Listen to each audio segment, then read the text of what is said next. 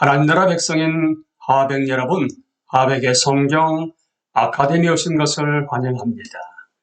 이 시간은 성경신학 37강 시간입니다. 함께 나눌 주제는 출애굽의 구속의 패턴입니다.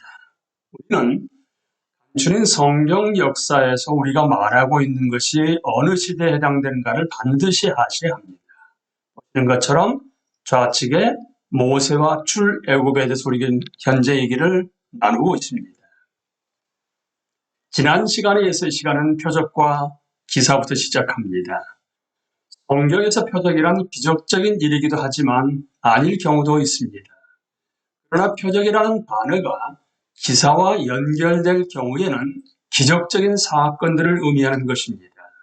이런 예는 두 가지 중요한 부분에서 많이 나타나는데, 하나는 애굽에서 이스라엘을 해방시키는 부분이나 후일에 출애굽을 언급하는 부분입니다.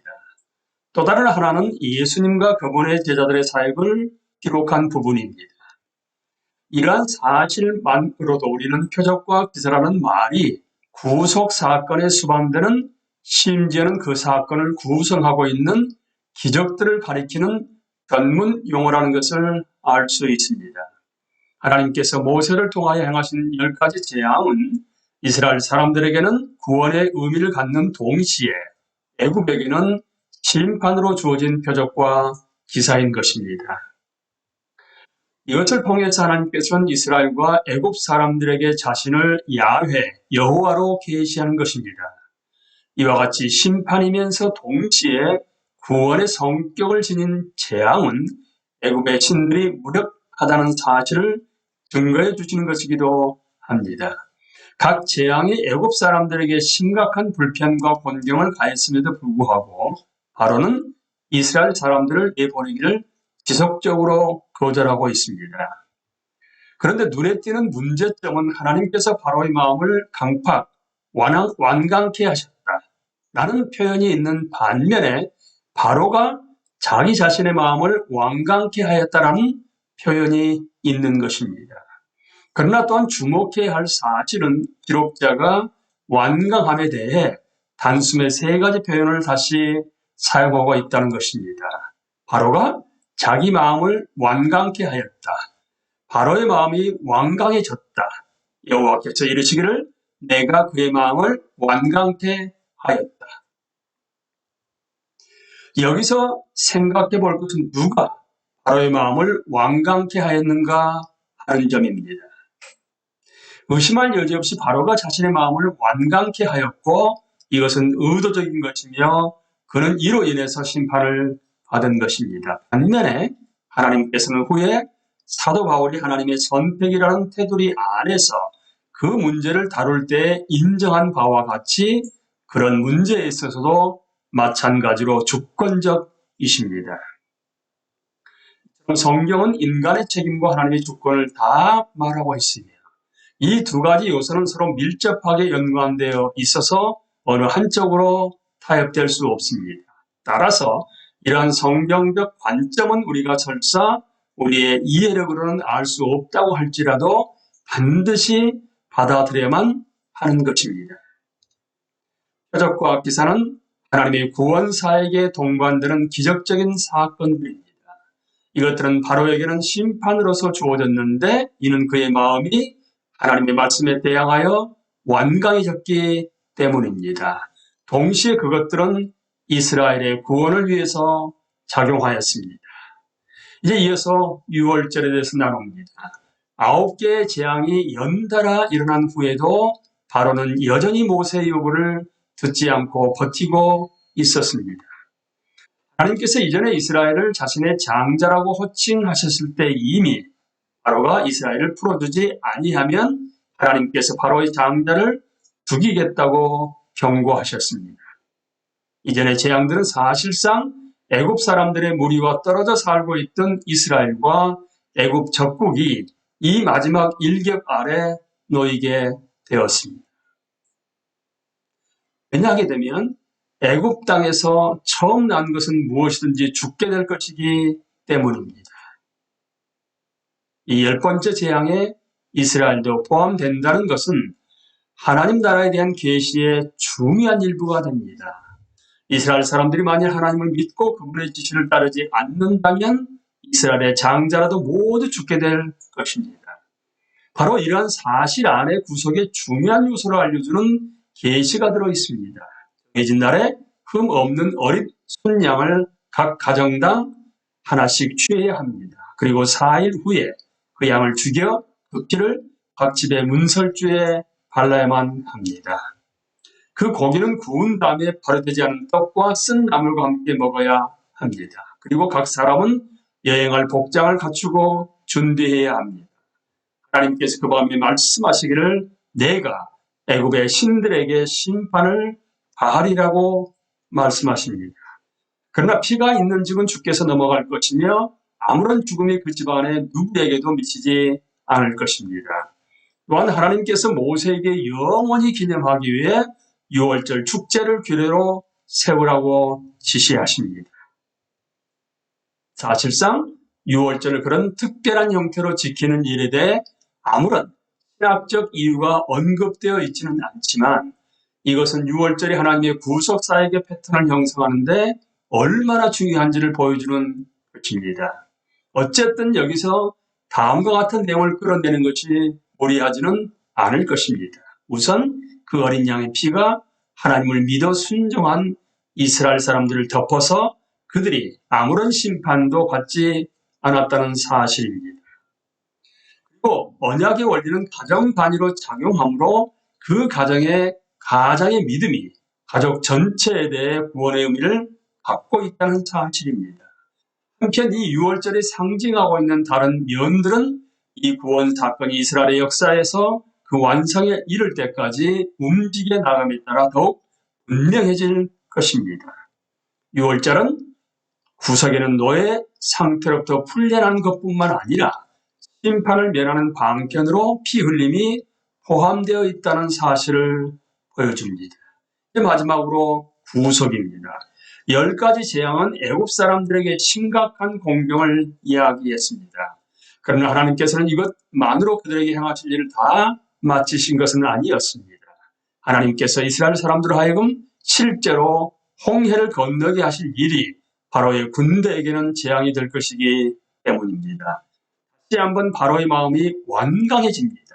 이는 하나님의 능력을 입증하는 결과를 가져올 것입니다. 그리고 그 바들은 이스라엘에게 출애굽은 단순히 한 장소에서 다른 장소로 옮겨가는 일상적인 여행이 아니라는 인상을 심는데 기할 것입니다. 그래서 하나님께서는 그 백성을 애굽에서 나갈 때 잘 알려진 길로 인도하시지 않고 그 앞에는 홍해가 가로막혀 있어서 애굽 군대가 몰아붙일 수 있는 막다른 길로 끌고 가십니다. 이와 같이 전혀 소망이 없는 상황에 이르자 하나님의 말씀이 모세를 통하여 주어지는데 이것은 구원의 복음이었습니다. 너희는 두려워 말고 가만히 있어서 여호와께서 오늘날 너희를 위하여 행하시는 구원을 보라. 여호와께서 너희를 위하여 싸우시리니 너희는 가만히 있을지니라. 출애굽기 14장 13절에서 14절 말씀입니다. 그리고 이 말씀대로 모든 상황이 전개되었습니다. 바닷물이 물러가고 이스라엘 사람들은 그대로 건너 자유를 얻게 된 반면에 그 물들은 다시 그들을 추적하는 자들을 덮었던 것입니다. 이 출애굽 사건에 계시된 구속의 요소들을 살펴보면 우리는 하나님께서 왜 요셉과 그의 형제들을 애굽으로 인도해 오셨는지 그 이유를 알 수 있습니다. 약속된 땅과 자유를 얻고 하나님의 백성이 되는 일은 단순히 국경을 넘어 하나님 나라로 걸어 들어가는 일은 아니며 더더구나 우리가 그날 안에 저절로 출생할 수는 없는 일입니다. 선택된 백성인 이스라엘 사람들조차도 본질적으로 하나님 나라에 관해서는 이방인이며 여행자들인 것입니다. 왜냐하면 그들 역시 에덴 밖에서 난 아담의 자녀들이기 때문입니다.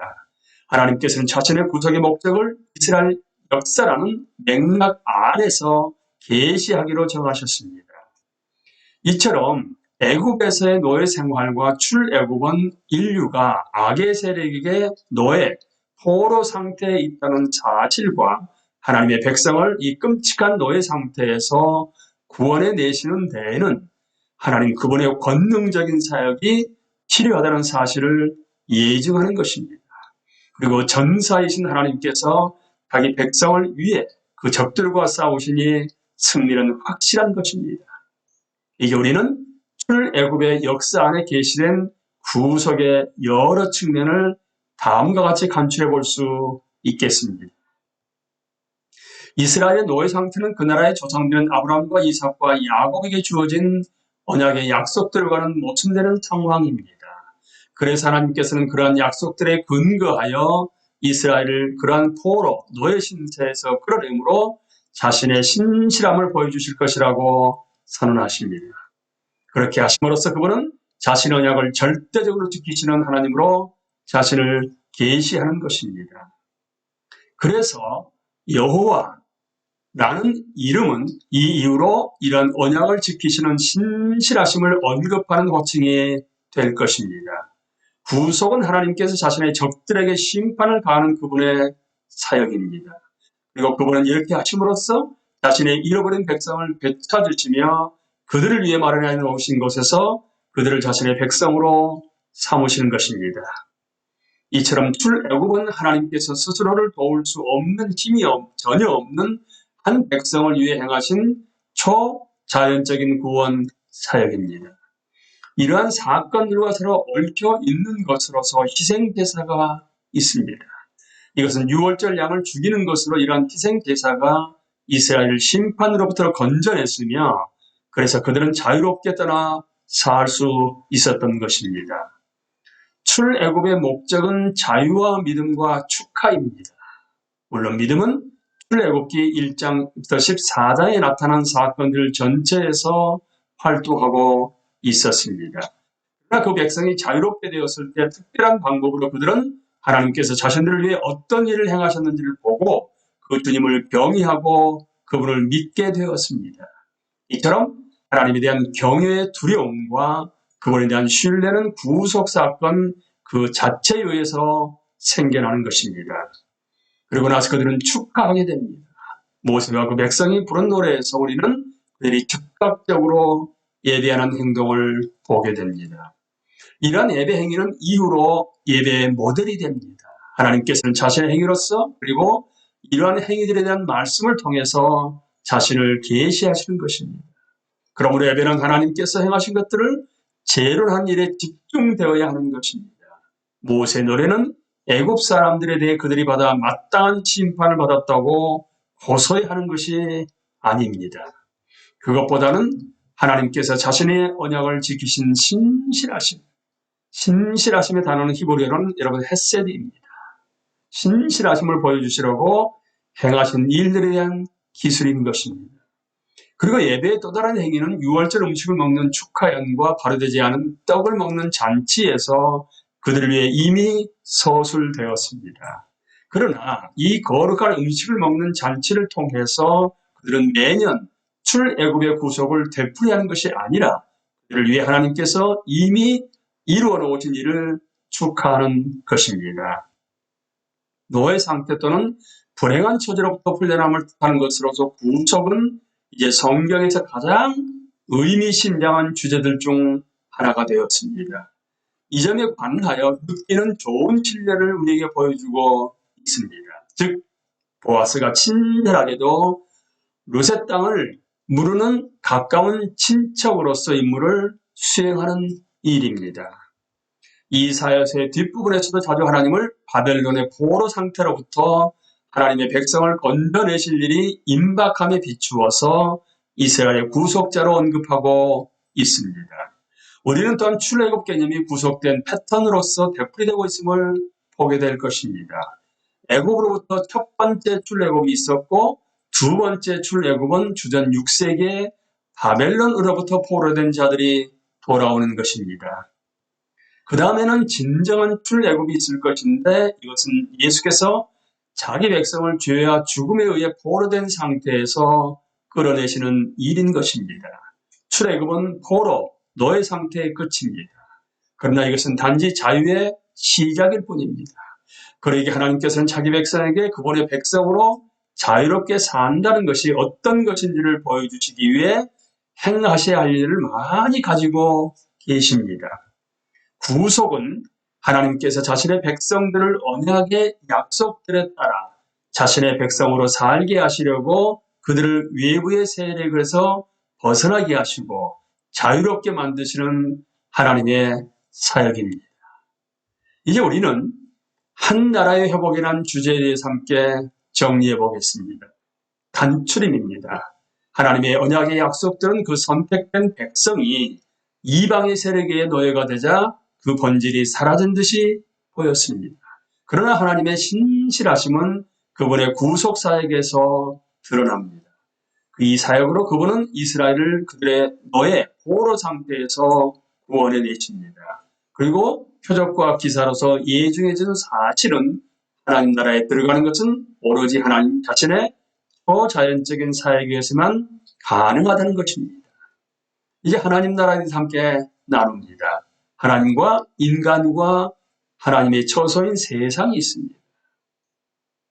창조, 타락, 홍수, 아브라함까지는 이미 우리가 함께 나누었기 때문에 지금은 모세는 여호와 하나님이 통치자요 왕으로서 인간을 다스리는데 그 인간이 누구냐 하게 되면 이스라엘 백성들입니다.